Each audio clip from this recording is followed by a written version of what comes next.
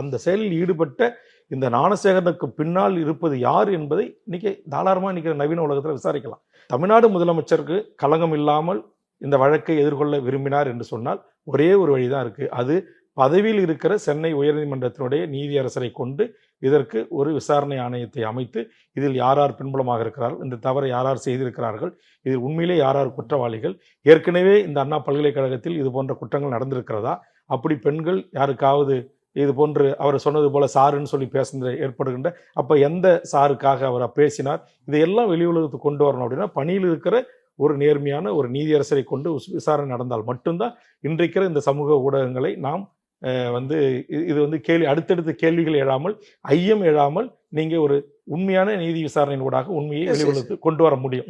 இதைத்தான் நான் விரும்புறேன். உதாரணத்துக்கு இப்ப தூத்துக்குடியில நடந்த இந்த துப்பாக்கி சூட்ல அருணா ஜெகதீஷ் அவர் ஓய்வு பெற்ற நீதியரசர், அவரே இன்றைக்கு அங்க நடந்தது தவறு, இதுல காவல்துறை டீட்டெயிலான ஒரு அறிக்கை கொடுத்திருக்காங்க.